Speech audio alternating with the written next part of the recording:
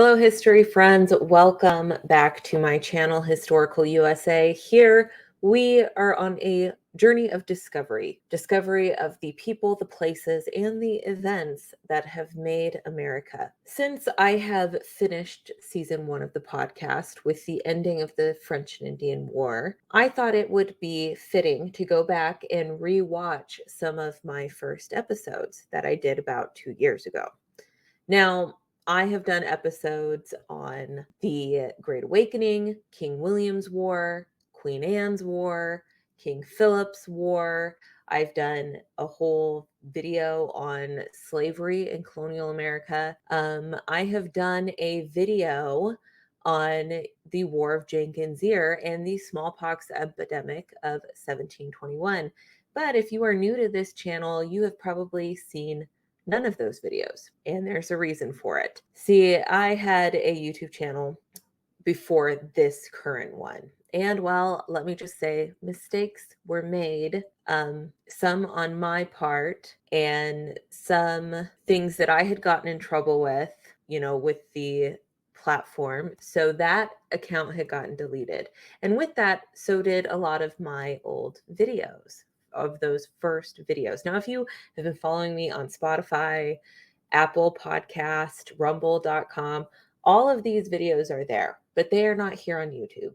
And as much as I would like to just re-upload those videos, YouTube does not like that either. So I thought it would be fun to go back and rewatch some of these videos. As a historian, we are always learning, and I feel like there is probably more insight that I can give you than I gave you in these first few episodes, and really kind of go back and maybe critique my own work and see how I did, first off, and if there's anything more to add, which I'm sure there is more things to add. But this first video in the series is all about the American Enlightenment, which I think is fitting for us to go back and revisit, as when we start the new podcast, it is all about the Sons of Liberty and the founding fathers and those first revolutionaries and patriots. So the American Enlightenment is a really fitting episode to revisit. I am so excited about rewatching these with you guys. I hope you're excited too. I hope you really enjoy this. Let me know down in the comments below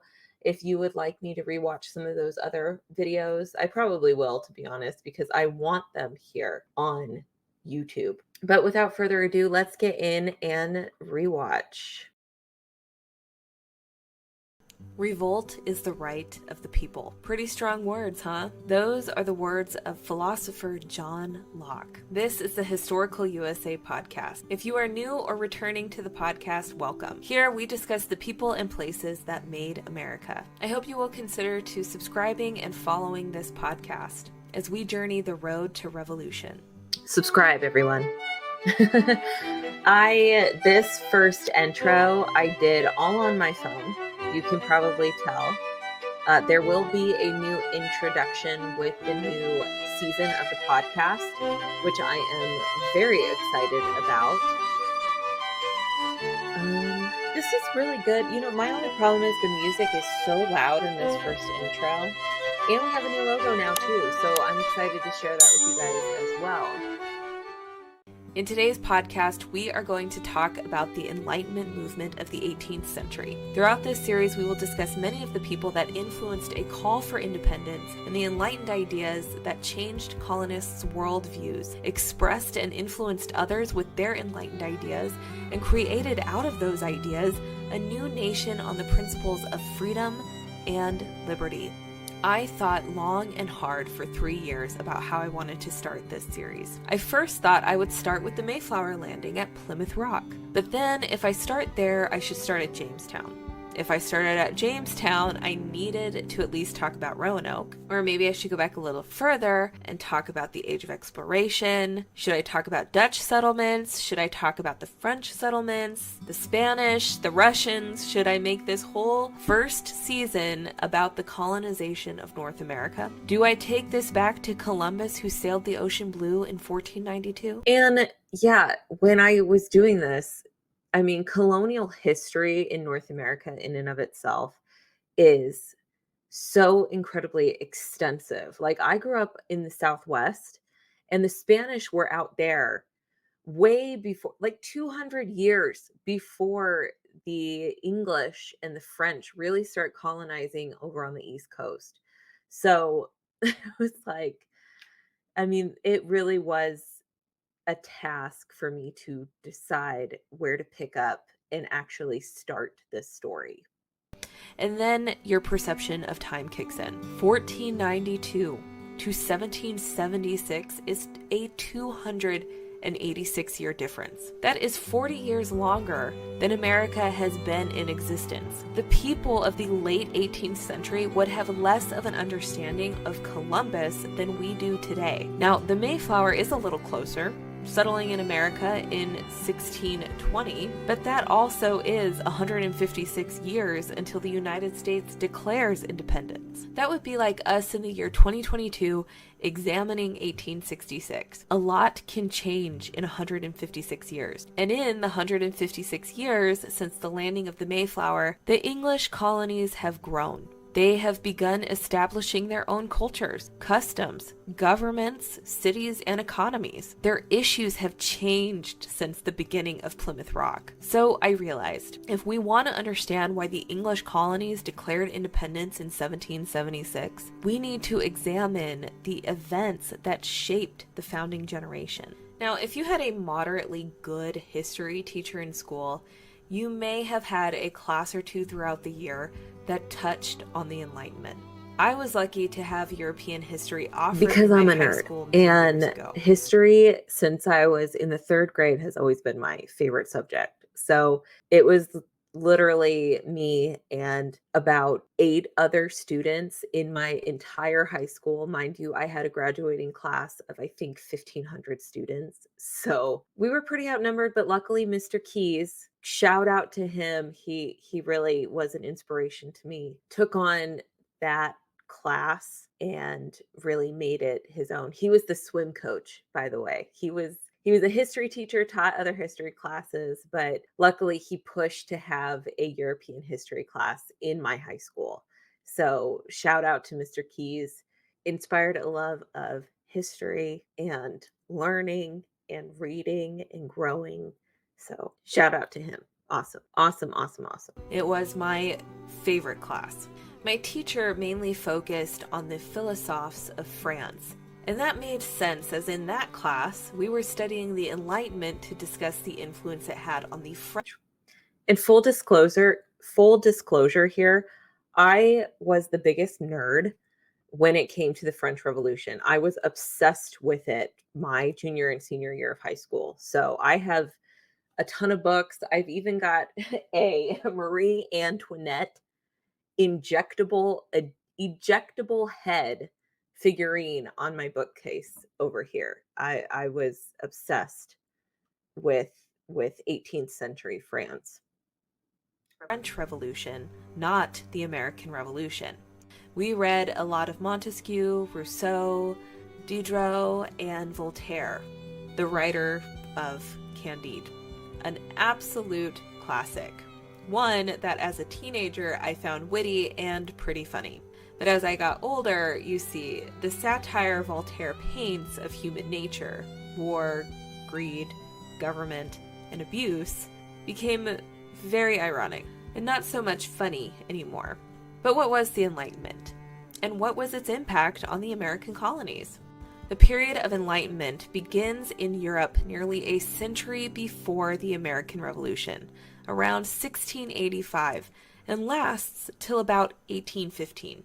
During this time, multiple philosophers emerge in Britain and France and other European countries. They proposed that social reform could change societies everywhere, which gained traction among restless and dissatisfied citizens of the American colonies. As we move through this podcast series, you will see these enlightened philosophies and ideas become more popular and vocalized as tension with the British continued to be strained.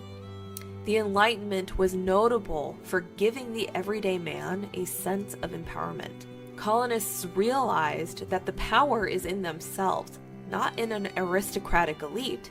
In this episode, we are going to discuss natural rights and the social contract, and how it inspired an age of American Enlightenment and to push for change and eventually independence. Now, the social contract is one of the cornerstones of the American system of government.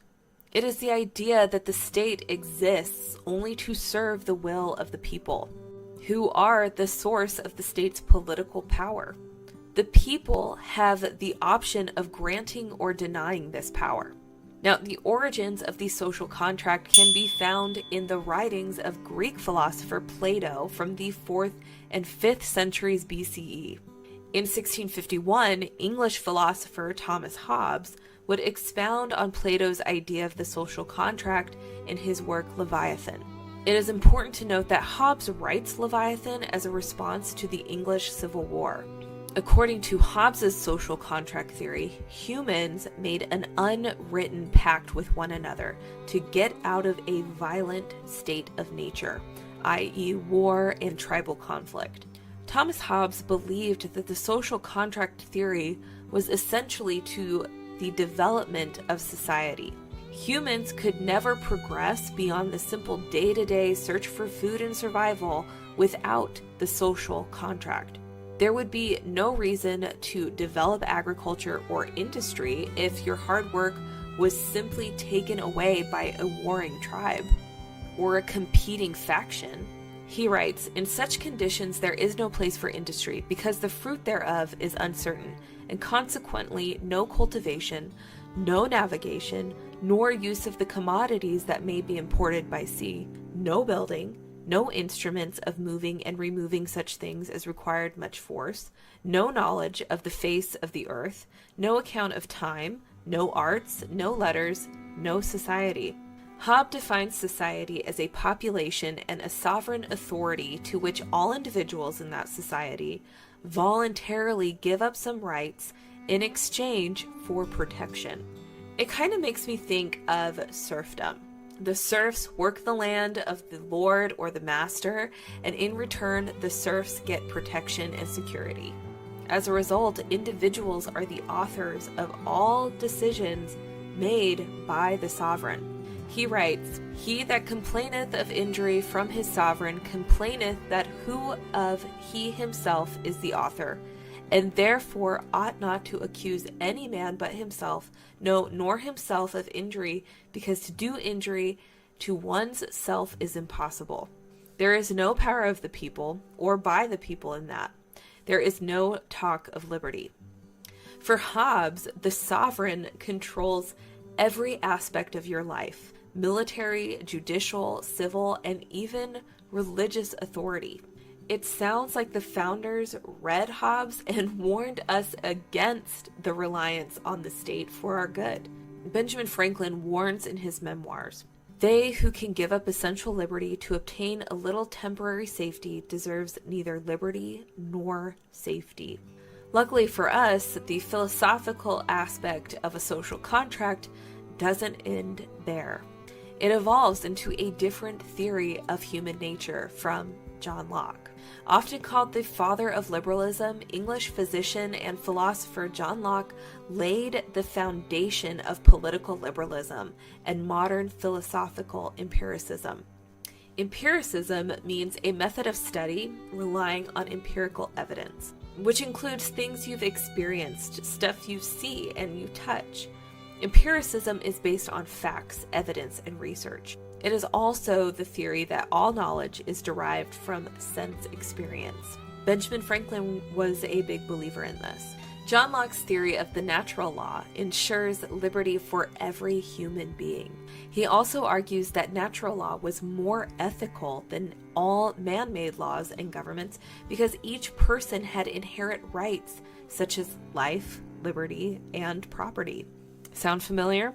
John Locke's work will have a profound impact on the Enlightenment, and his writing, The Two Treatises of Government, is regarded as one of the most influential texts on the call for American independence. And many of you know that in the rough draft of the Declaration of Independence, Thomas Jefferson writes just that: the pursuit of life, liberty, and property first, not life, liberty, and the pursuit of happiness.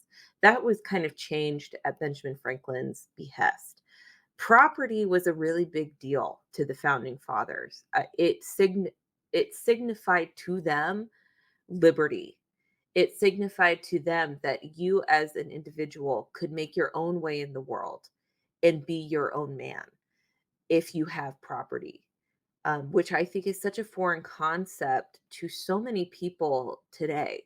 That pursuit of property. I mean, the society we live in now, the housing market is, it was the American dream to own a home, and now I think the generations coming up in the world, the millennials, the even the Gen Xers and the Gen Z, the chance to own a home in America is diminishing so rapidly. And I think that if anything, of everything that's happened in America, the founding fathers would be so incredibly disappointed to see that the right to property ownership dwindling more and more in the United States. For context, John Locke's first treatise of government was written to refute Robert Filmer's manuscript Patriarcha, or the Natural Power of Kings, written in 1680. I also want to say Locke was a very religious man. He was not a deist or an atheist in any means. When he's talking about nature, he is literally talking about God-given. So I just want to clarify that because I don't think I ever do in this video. 80. Now, Robert Filmer was a political theorist whose arguments supported absolute monarchy and the divine rights of kings. Today, Filmer's arguments seem incredibly antiquated and not at all the norm in government. Even those that still hold to a monarchy, such as Great Britain, has reduced the crown to mostly a symbolic entity.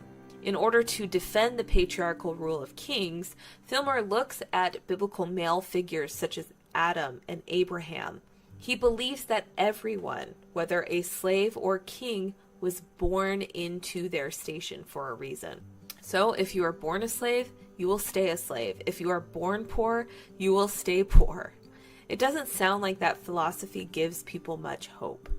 Luckily, Locke believed that God did not create men to be slaves, but that they were born with certain rights, certain freedoms. And if men were born with freedoms and endowed with natural rights, then no tyrannical king or ruler has the power to bind them. Locke also refutes Filmer's biblical argument and states, quote, "Scripture or reason, I am sure, do not anywhere say so, notwithstanding the noise of divine right, as if divine authority hath subjected us to the unlimited will of another." Locke will publish his work in 1689. A year before, in the Glorious Revolution of 1688, England's Parliament disposed of King James II. Parliament then offered the throne to King William and Queen Mary. This is important to Locke because he considers the new monarchy lawful because the people consented to it, asserting and defending, quote, their just and natural rights. Locke wrote, "To establish the throne of our great restorer, our present King William, to make good his title in the consent of the people, which being that the only one of all lawful governments, he has more fully and clearly than any prince in Christendom, and to justify to the world the people of England, whose love of their just and natural rights, with their resolution to preserve them, saved the nation when it was on the very brink of slavery and ruin." Locke's second treatise of government places the power in the hands of the people and argues for the people to establish their own government. In the first few chapters of the second treatise, Locke discusses the state of nature and the social contract.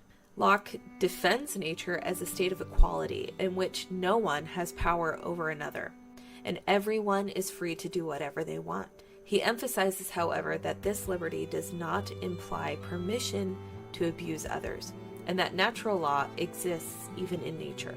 These are universal laws. Locke's ideas about government by the consent of the people and for the good of the people are based primarily on natural equality. After all, if one person is naturally superior, he may claim the right to rule absolutely and act solely for his own benefit, i.e., a tyrant. Locke wrote, "To understand political power right and derive it from its original, we must consider what state all men are naturally in, and that is a state of perfect freedom to order their actions and dispose of their possessions and persons as they think fit, within the bounds of nature, without asking leave or depending upon the will of another man. A state also of equality, wherein all the power and jurisdiction is reciprocal, no one having one another. Locke also argues that because the right of the governed comes from the people, this also grants the right of the people to modify or even replace their governments. But if a long train of abuses, provocations, and artifices, all tending the same way, make the design visible to the people, and they cannot but feel what they lie under, and see whither they are going, it is not to be wondered that they should then rouse themselves, and endeavor to put the rule into such hands which may secure to them the ends of which government was at first erected. Does that sound familiar? Thomas Jefferson essentially writes the same thing in the Declaration of Independence, saying, "But when a long train of abuses and usurpations, pursuing invariably the same object, evinces a design to reduce them under absolute despotism, it is their right, it is their duty, to throw off such government, and provide new guards for their future security." Locke also writes a lot about the right to property. Every man, according to Locke, is the owner of himself and his own labor. Additionally, he makes the case that every man has right to private ownership of land that he has worked hard to develop. Locke even suggests that people who own private property are obeying God's command, writing, "God and his reason commanded him to subdue the earth, i.e. improve it for the benefit of life, and therein lay out something upon it that was his own, his labor. He that in obedience to this command of God subdued, tilled, and sowed any part of it, thereby annexed to it something that was his property, which another had no title to, nor could without injury take from him." This reminds me of James Otis Jr.'s arguments against the writ of assistance in 1761. The writ of assistance allowed colonial courts to authorize officers of the British Crown to enter and search any premises they deemed necessary, kind of like a warrant today. Now, there's quite a bit of smuggling going on in Boston, and the British used writs of assistance to enforce trade and navigation laws that were being previously ignored. James Otis Jr. was a lawyer representing the founding fathers, especially in Boston, especially John Hancock, Samuel Adams, they were smugglers, but they were also enlightened thinkers. And as Locke said, they did not feel that the laws placed upon them were just.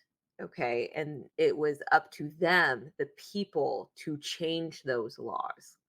So when we're starting to talk about the Sons of Liberty, we're going to see a lot of things that they did that were almost, no, I'll say it, they were terrorists in a lot of ways. I mean, they took things very, very far to the point where people do lose their lives for the overthrow of British rule, which, according to Locke, they have every right to do. That the people, as long as the people can stand up and fight against that kind of tyranny, whatever they feel is unjust, they have the right and the obligation to do just that. Also, I love James Otis Jr. And I don't know if I'm going to talk about him more, but unfortunately, he gets struck by lightning, and he also gets a severe brain injury from one of the riots that happens during this time. And he will kind of fade off and pass away before the revolution really takes off. Representing a few of these merchants in Boston, and his arguments against these writs were influenced by the ideas of Locke on property. Otis famously gave a 4-hour speech attacking the legality of the writs, famously saying a man's house is his castle. Otis would lose the case, but as John Adams would say, then and there the child of independence was born. Adams believed that Otis's speech was extremely persuasive in convincing the American colonists to call for independence. Locke believed that a branch government prevented one person or group from being too powerful, similarly to a monarch. Locke does not argue for any form of government, but whatever form the Commonwealth is under, the ruling power ought to be governed by declared and received laws, and not by extemporary dictates and undetermined resolution. He argues for a separation of powers and makes a distinction between an executive branch to enforce the law, like a monarchy, for example, and a legislative branch that derives its power from the people. As the words and writings of enlightened philosophers reach the shores of the American colonies, there is an age of American Enlightenment. We will see an age of education reform, a change in the way schools like Yale and the College of William and Mary teach. They will introduce subjects like science, anatomy, math, philosophy into their institutions. There will be new American models of higher learning established, such as the King's College of New York, or present-day Columbia and the University of Pennsylvania. In 1743, Benjamin Franklin establishes the American Philosophical Society in Philadelphia. You can still visit today. I was there in Philadelphia a few months ago, visited. They have usually a really good exhibit on things philosophical and scientific. When I was there, they had an exhibit on women philosophers and scientists, and I thought it was really interesting. So you can still go there. It is actually right down across the way from Independence Hall, and still active. The American Philosophical Society is still active today. Many of its members, Thomas Jefferson, John Dickinson, John Adams, Thomas Paine, James Madison, just to name a few, were fire starters in calling for independence. They would write pamphlets and essays, many of which we will discuss in this podcast. They lay out to the people that they have natural rights that cannot and should not be dictated by a tyrannical king. We will see how attitudes towards slavery change. It will not happen overnight, but it is the founding generation that America will see its first leaders of abolition. They will begin to see a practice that was acceptable and natural for many centuries before them, and come to recognize that the ownership of slaves strips a person of the natural rights given to them by God, and that it is evil. Benjamin Franklin will plead in his last address to Congress in 1789, saying, "Slavery is such an atrocious debasement of human nature that its very extirpation, if not performed with solicitous care, may sometimes open a source of serious evil." It is the founding generation that will begin to manumit their enslaved people. Benjamin Franklin, John Dickinson, Caesar Rodney, William Whipple, and Benjamin Rush, to name a few, will break the chain of generational ownership of slavery in their families. The founding generation will start abolitionist organizations such as the Pennsylvania Abolitionist Society, whose members include Benjamin Franklin and Rush, and the New York Manumission Society, founded by John Jay and Alexander Hamilton. The northern states will ratify the Constitution either as free states or with legislation passed that will see slavery abolished in a few years. Slave owners such as Thomas Jefferson and George Mason will call the practice of slavery abhorrent. Jefferson wrote that maintaining slaves was like holding a wolf by the ear, and we can neither hold him nor safely let him go, fearing that emancipating the enslaved would start a war that places the American experiment in jeopardy. We will discuss the issue of slavery more as we talk about the Revolution, as we talk about the Constitution, and as we move closer to the Civil War during this podcast. We will see abolitionists will frequently call on Locke's words on natural rights to push for the end of slavery in America. And I also want to say that Locke is used here by the Confederacy as well. So his words will be pitted against each other. But we'll go more into that when we start to get into the sectionalist arguments, when we discuss the plantation era of slavery is what it's called. So we will talk about that as we get closer to that time period in our narrative here. But we will also see slave owners defending their right of property, invoking Locke's second treatise. See what I mean? Again, it is important to understand that as we move through this first season, these enlightened ideas are only going to grow. They are going to get louder. And I am excited to share some of these ideas with you. Now, comment below if you have a favorite philosopher that I had not mentioned in this podcast. And thank you so much for joining me on this episode. Please don't forget to give this video a thumbs up if you are watching on YouTube. If not, give me a follow on whichever podcast platform you are listening to. Now, to help this podcast grow, please share it with a friend and follow me on social media. I love hearing from you guys. Next week, we will discover another movement happening at the same time as the Enlightenment, and that is the First Great Awakening. Now, a lot of historians and educators like to lump them together, or leave them out entirely. And we are going to take a look at how the Great Awakening was different than the Enlightenment and how it had a different impact on the American Revolution. I will see you on the next episode. Bye. Bye. I hope you guys really enjoyed that. I enjoyed rewatching that. I plan on rewatching all of the other ones that I don't have on this channel because I really would like to have the entire first season on this channel. So I hope you enjoyed that. If you are new here, I hope you learned something new. I think it's really important to understand what these social movements were and how they affected our founding. So thank you guys so much for watching. Make sure you subscribe, and I will see you in the next video. Bye.